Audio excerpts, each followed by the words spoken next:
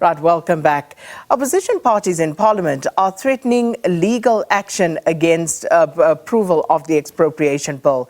Now, the Democratic Alliance has instructed its lawyers to send a letter of demand to President Cyril Ramaphosa to refer the Expropriation Bill back to the National Assembly for consideration.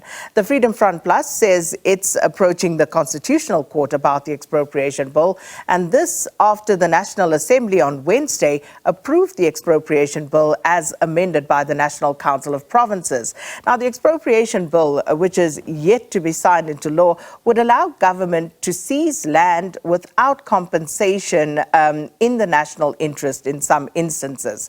The Democratic Alliance claims the draft is unconstitutional, and the EFF says it didn't go far enough to restore land to the people who were dispossessed during the apartheid era, which ended in 1994. Now, is the Expropriation Bill an effective tool for transformation? One of the questions. Well, to help us discuss that and, of course, its implications, we're joined virtually by the independent land governance researcher specialising in property rights and land administration, Dr. Rosalie Kingwill, and legal intelligence manager at Agbiz, responsible for tracking legislation, Annelize Crosby. Ladies, thanks to both of you for your time this morning on an Easter weekend. Appreciate that, and welcome to Morning Live. If I can start with you, Dr. Kingwill. Looking at this, perhaps I can just gauge both of your responses to the adoption of this piece of legislation. Yeah, thank you very much, and good morning on Easter Friday to the viewers. Well, from my perspective, I welcome this bill. The old Act was 50 years old. It's completely outdated. It's not lined up with the Constitution or the institutions of state, for that matter. So, in my view, the bill might have some aspects that need to be fine-tuned, but for the most part, I think it is to be welcomed, and I think the hoo-ha surrounding no compensation has been exaggerated because it's very, very contained within procedural limitations. So that's, in short, my answer. Annelize, from your side?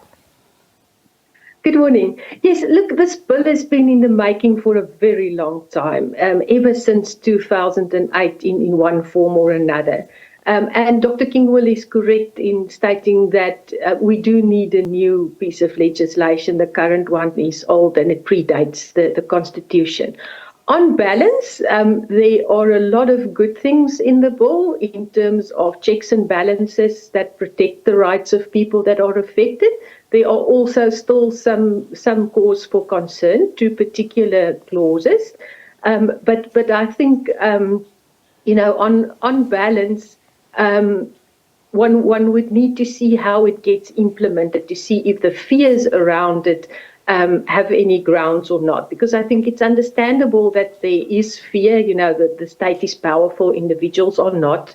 And whenever land gets taken against people's will, then of course, it installs concern. But I do think that there's been a lot of improvements affected to the bill over time. And I think it's important at this stage to perhaps take the viewers with us just to break down what the amendments were and how this bill ultimately stacks up. So there are, of course, concerns that have been raised. The DA, the Freedom Front Plus and the IFP, for example, want President Ramaphosa to refer the expropriation back to Parliament, or, as the Freedom Front Plus has said, they will go to the Constitutional Court for a decision on its constitutionality. So, in your view, given that it's gone through the National Assembly and, of course, the Council of Provinces, Dr. Kingwill, would they not have looked at all of those? Would they not have thought about whether this will actually meet constitutional muster? In my view, it meets constitutional muster. The fine-tuning I'm referring to really is more administrative measures. But in terms of the law, I think it meets the constitutional provisions, and the entire introduction references the bill to the Constitution, which the public should actually be reassured about.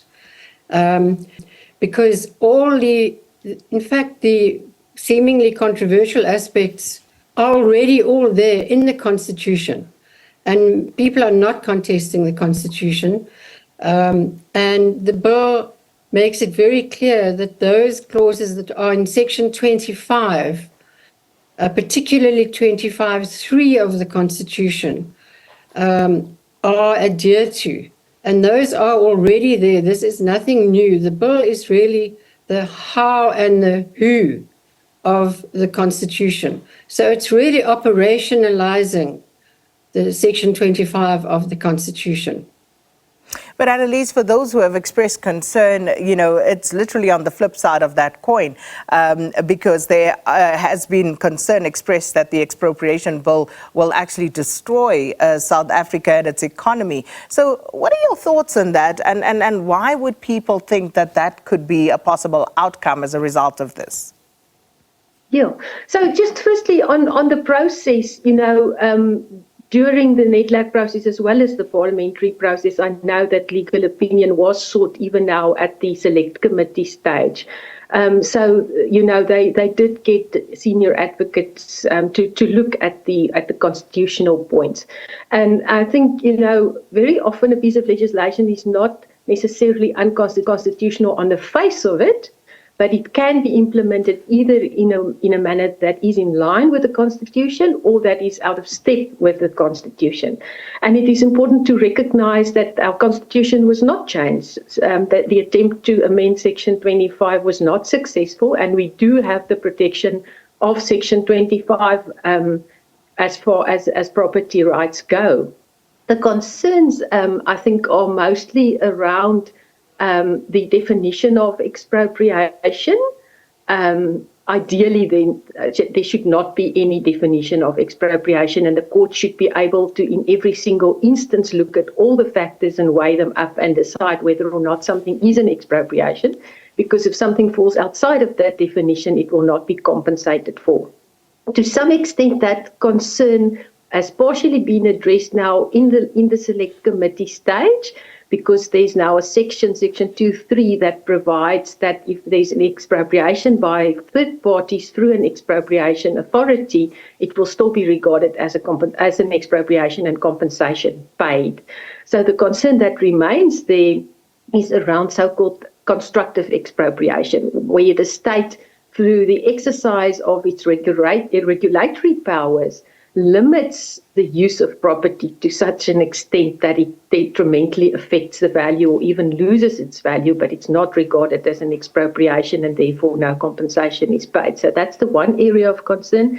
The other one is around the null compensation. And I think Dr. Kingwill is correct in stating that, that is sort of defined. And if you look at the section, what it says is, first of all, Section 25(3), which is 3(1), which is the guiding provision, says that the compensation must be just and equitable. Emphasis on the word "must," and taking into consideration the balancing of the public interest and the interests of those affected. And then Section 25(3), which is now the controversial one, with the 3(3), with the it's not 25, sorry, it's clause 12. I'm confusing it with the Constitution. That says that in certain circumstances, no compensation may be. So it's not must, it's may. So the courts will always have a discretion considered to be just and equitable, and that is limited to where land, not property in general, land is taken in the public interest. So it also excludes takings for public use, so for bridges and dams and things. It's just when land reform for public interest. And then it lists a number of situations that are sort of examples where this may be the case. And once again, it's not limited just to those circumstances, and I think that's partly where the concern is, just to the listed. It's not limited just to the items that are listed. But one of the ones that were of concern is where a landowner was not exercising control over their property. But that is now, I think, also at the select committee stage, once again be amended to say, if it was out of their control. So if they were able to exercise control and they didn't do so, then that might be a ground for no compensation. So I think, those are probably the areas where there's still concern. And my view is that one would need to see how this gets implemented. Is it because many people, in the past, many experts have said that the Constitution as it stands provides for no compensation, but in exceptional circumstances. So if it is used in that manner, it will likely be in line with the Constitution. If there is now a large-scale attempt to expropriate many, many properties at no compensation, without doing those calculations and justifying how you arrive at no compensation, that may be an unconstitutional application of the provisions. So to that point, Dr. Kingwill, surely there would have to be some sort of method that the government would apply in terms of which land pieces, parcels of land it would earmark, or even properties for expropriation. And of course, as Annelize said, under which circumstances would there be grounds for null compensation. But the ANC, in putting forward their argument in its declarations in the House, they supported the bill, and they said that it was based on best international practice. So perhaps can we look at some global examples of expropriation, where it's been done and how it's been carried out?